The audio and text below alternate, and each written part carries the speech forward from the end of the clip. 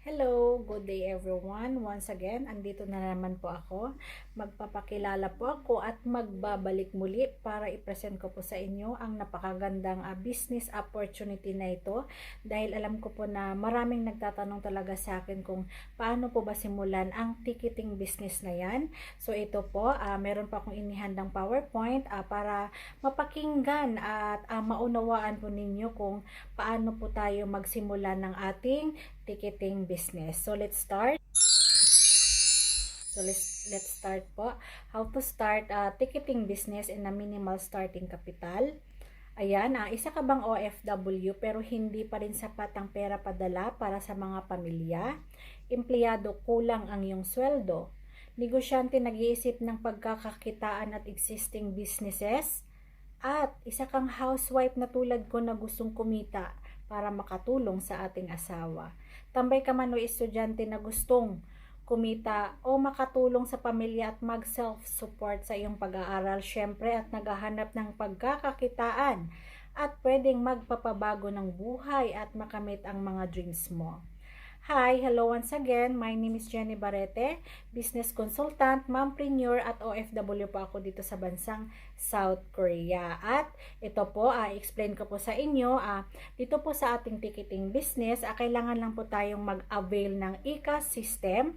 Ito pong ecosystem na to, pwede po natin i-download po sa ating cellphone, Android phone, laptop, or desktop. Kung meron lang po tayong malakas na internet, wifi connection, ayan, pwede po tayong mag-download ng ecosystem. At syempre, napaloob din po dito ang ating bills payment, remittance, insurance, ticketing, loading, hotel booking, travel and tour, at online shop. Syempre, napaloob din po dyan ang ating RiceMart, F. Marie & Co., Alting Skin, at saka Wealthy Lifestyle. Sobrang dami pa po niyan mga mamansir dahil hindi na po talaga magkasya sa ating screen. So, ang tanong po ng mga karamihan, paano po ba tayo kikita dyan? So, how to earn? O, diba? So, dito po, pagpalagay na lang po natin, meron po tayong ticketing dito. Dito po sa ating ticketing, yung katay-up po natin ay 406 airlines po tayo. O, diba? Syempre, magma-mark up base lang po tayo dito. So, ang ating kitaan dito sa ating domestic flights, magma-mark up lang po tayo dyan ng 152, 500 pesos per way per tao po yan. So, example po natin na merong nagpabook sa atin ng 10 katao. Syempre, sinagad na po natin dahil business po ito mga ma'am and sir. Sinagad natin ng 500 pesos. Okay lang ba na kumita tayo dyan ng 5,000 pesos? Syempre, one way lang po yan. So, kailangan meron tayong round trip ticket dyan dahil uuwi talaga yan sila sa kanilang bahay. So, times 2 po natin dyan. Okay lang ba? Meron tayong income dyan na 10,000 pesos. Hindi lang po yan sa domestic ang ating kitaan ha, mga ma'am and sir, dahil meron po tayong international.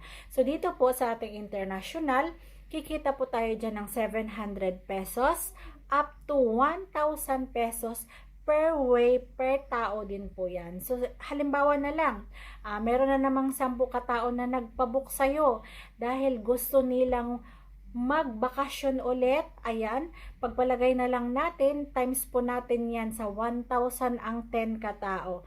Okay lang ba kumita ka dyan ng 10,000 pesos? Syempre, merong immigration, haharangin tayo niyan. Kailangan natin ng round trip ticket. So, syempre, times 2 way na naman natin yan, kumita tayo dyan ng 20,000 pesos. Maganda ba? Yes, sobrang ganda talaga ng kitaan natin sa ating ticketing na yan. So, bukod po sa ating ticketing na yan, alam ko na meron talagang takot sumakay ng eroplano, yung mga takot sa heights, o diba, ganyan po. Meron tayong shipping lines dito. So, dito sa ating shipping lines, magma-mark up base lang din po tayo dyan. Meron tayong Fastcat, To Go Travel, at TransAsia. Ayan po yung mga ka-tie-up po natin. Ayan, so next, ito po yung mga proof of domestic bookings po natin yung transaction. Ayan, kung nakikita po yan, yan po yung ang ating e-ticket.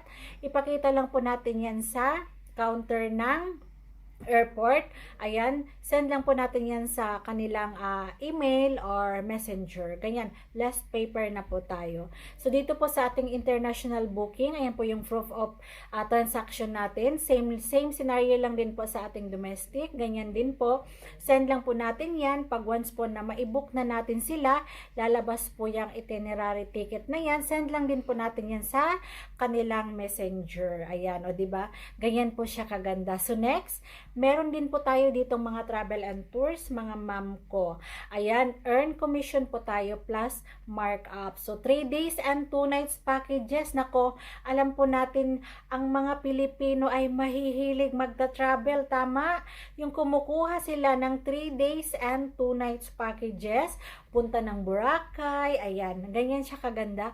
Pwede din po tayong mag-cater dyan. Magma-mark up lang din po tayo. O, diba? Maganda ba? Yes, maganda talaga. At next, dito naman po sa ating insurance. Personal accident insurance po tayo.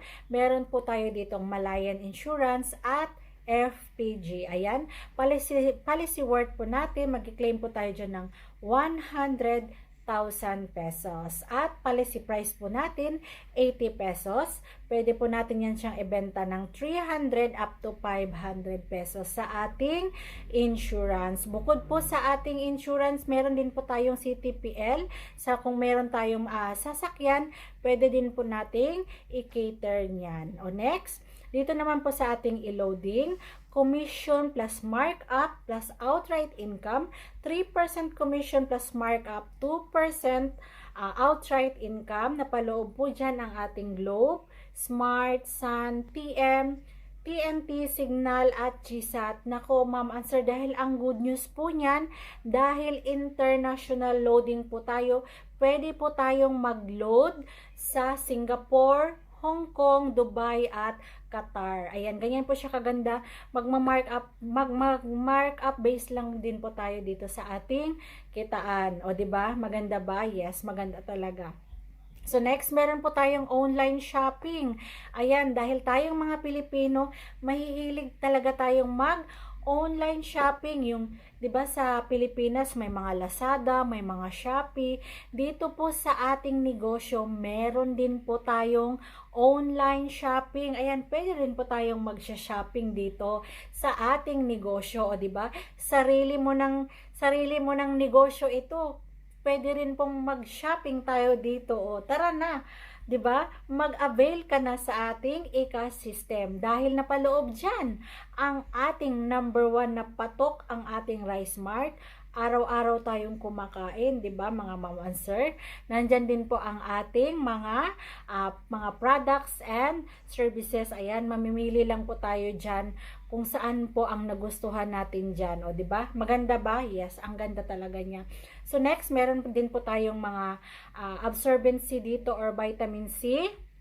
SRP po natin dyan is 750 pesos. Kung nakikita nyo po dyan sa ating screen, ayan. Mag-earn po tayo dyan ng 225 pesos kasi mabibili lang po natin yan ng 525 pesos. What if makabenta tayo ng 10 boxes, o 'di ba? Times natin yan sa 225. Nako, mag-extra income ulit tayo ng 2,250 pesos. O 'di ba? Bukod diyan sa mga products natin, 'di ba? Meron pa mga other services tayo na pwede nating pagkakakitaan and more pa talaga. So next, wait, there's more. Oh, there's more pa. Oh, dito naman sa ating remittance, ayan, markup base lang po tayo.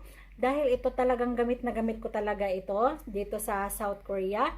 Kapartner din po natin ang Cebuana, Western, eCash, Padala, GCash. Ayan, ito gamit na gamit ko talaga itong GCash dahil napakamura po talaga ang payment dito. Pwede rin tayong mag-cater. Meron tayong bayad center, Meralco, PLDT Smart, Globe, Globe at Home, Water District. Sobrang dami pa po niyan ha, mga mama and sir. Pwede tayong mag-cater dyan. Magma-mark up base lang din po tayo. Kaya nandyan din ang ating mga bank, BDO, BPI, RCBC, Security Bank, and Metro Bank, and more. Sobrang dami, di ba? So, dito po sa ating home-based global package, meron tayong napaloob dito ng lifetime business, airline ticketing, e-insurance, e-loading, travel and tours, remittance, bills payment, at ito po yung mga other inclusions niya. Meron ka ng free na 110,000 Malayan insurance, 24/7 technical support, customer support, marketing material, flyers, and tarpaulin, 30% discount in all tangible products na po tayo. With free products po tayo worth of 13 to 17,000 pesos. O diba? Ganyan siya kaganda. Sa products pa lang, bawing-bawi ka na. O diba? Mamimili ka na lang yan sa halagang 16,998. San ka pa?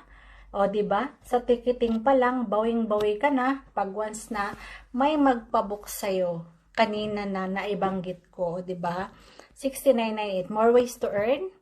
Optional, but legit. Ayan. Dito naman po, syempre, meron na tayong ticketing business na napakagandang negosyo. Syempre, kailangan po natin ng proven. Kailangan natin i-post po yan sa ating Facebook para naman po malalaman nila na meron kang ticketing business at sa'yo na yan magpabook. Syempre, ipopost mo yan na thanks God, meron na akong ticketing business. Kung magpabook kayo, dito na lang po sa aking Janie's Travel and Tours. Syempre, meron talaga yung maghahaw sa'yo. Paano ka nagkaroon ng ganyan kagandang negosyo? Siyempre, mai-share po natin yan at once po na mag-franchise po ang iyong kaibigan dahil nagustuhan nga niya ang ticketing, meron ka pong finder's fee na matatanggap galing sa ating company worth of 1,500 pesos. Extra income po yan, o diba? Ganyan siya kaganda. So, next dito sa ating residual income from products and services, ikaw po yan, ayan, magkakaroon po tayo ng passive income and early pension. So, ayan po, halimbawa, ikaw po yan, umabot ka na po ng Luzon, Visayas at Mindanao dahil marami pong nagkagusto sa iyong ticketing business. Siyempre, once po yung mga ka-business partner mo, meron po yan silang mga kanya-kanyang system, nagpabook po sila, may binook po sila ng AirAsia, kumita po yan sila ng 500 pesos. Siyempre, ikaw na walang ginagawa, kikita ka din po dyan ng 10 pesos. At nag-book naman po ang ating international, kumita sila dyan ng 1,000 pesos. Ikaw naman na walang ginagawa, kumita ka rin dyan additional ng 25 pesos. Nag-remittance po sila, kumita sila, ikaw din, kumita ka rin dyan ng papiso-piso. Insurance, meron ka din papiso-piso. Nag-bills payment po ang mga kapartners mo, meron ka din pong 0.50 cents dyan. And what if hindi na po natin yan namamalayan, mga ma'am and sir, what if nakapag-book sila ng domestic tickets ng 100? Times po natin yan sa 10 pesos. Okay lang ba sa isang araw na wala kang ginagawa? Ay kumita ka dyan ng 1,000 pesos. Maganda ba? Yes, sobrang ganda talaga ng ating passive income. Matatanggap natin yan sa ating residual income from products and services. So next. So, dito po sa ating inheritance income, first degree of your family. So, halimbawa, ikaw po yan. Kung ano man yung posisyon mo sa buhay, syempre, hindi po natin yan basta-basta maipamana sa ating asawa at mga anak. Pero dito sa ating business, ang kagandahan sa ating business, ibigay lang po natin ang ating username and password. Magagamit na po agad nila ang ating negosyo. Ganyan po siya kaganda. Ayan. At next, proudly to present to you our unified products and services. Ayan, ito po ang napaloob sa kanya: bills payment, hotel booking, insurance, loading, remittance, ticketing, travel and tours. Na-establish po siya noong November 11, 2011 at 12 years na po tayo. O diba, ganyan siya kaganda mga ma'am and sir. So ito po, ang nagmamay-ari po nito na si Emmanuel Manny Pascual.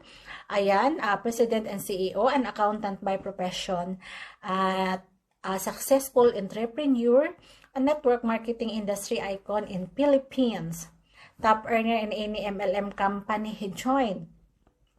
At syempre, 22 years of experience in MLM, millionaire creator, at grabe, sobrang napaka-humble po. ng ating president. Ito po yung mga own tradition business niya, ang Shopping Go Cub, ayan, sobrang dami po niyan mga mamansir, grabe, hindi na po talaga mag-asya sa ating screen. Napakadami po niyang mga traditional business ngayon na naitayo. So when it comes naman po sa ating legalities, dahil tayo ay moral, legal, ethical, wala po talaga tayong inaapakang tao dito. Ayan, ito po, nakaregistered po tayo sa Securities and Exchange Commission, Bangko Sentral ng Pilipinas, Quezon City Business Permit, at meron po tayong BIR at AFI, Association of Filipino Franchisers Incorporated. At when it comes naman po sa ating awards and recognition, tayo ay na-awardan noong 2020 ng Ticketing Bronze Award, 2019 PAL Awards, Passengers Philippines, 2019 AirAsia Red Tag Agent Awards. O diba, san ka pa? So dito ka na, mag-ticketing business ka na, napakaganda po talaga. So ito pa, features of the system, one-time investment, lifetime business, no quota, no cash ban, no renewal, no expiration, no maintaining balance required, at pwede po talaga natin itong ipamana sa mahal sa buhay. What to do next? Ayan, syempre, kontakin niyo po ako. Ibigay ko po sa baba ang aking Facebook page. Ayan, mag-message lang po kayo kung nagustuhan niyo po ang negosyo na pinipresent ko po sa inyo ngayon. At syempre, pag nagustuhan niyo, kailangan po natin mag-fill up ng application form. Available po ito sa ating cashier, yung franchise consultant, of course me. Ayan, mag-franchise payment through bank po tayo. Meron po tayong bangko dito. Meron tayong VDO, Security Bank. Ayan, maghanda lang po tayo ng 2 valid IDs kasi money involved po tayo dito. So next. Ayan, if you always do what you've always done, you've always get what you've always got. Ayan, magde-decide lang po tayo, no, mga ma'am and sir, dahil hindi po tayo pabata dahil sa ating pag-OFW. Syempre, uuwi din po talaga tayo sa ating bansang sinilangan, o diba? Kasi hindi naman po tayo pabata at kailangan po natin na syempre mag-invest tayo dahil yung pera ay madali lang pong mawala pero mahirap po siyang kitain. So kaya naisipan ko na kahit nandito ako sa bahay, nag-invest talaga ako para in case of emergency na umuwi man ako sa Pilipinas, meron pa rin tayong negosyo. Ayan, thank you so much po sa panonood at sana nagustuhan nyo at message nyo lang po ako sa aking FB page, Janice Remachas. Meron din po akong Janice Travel and Tour. Ayan, thank you so much po. God bless.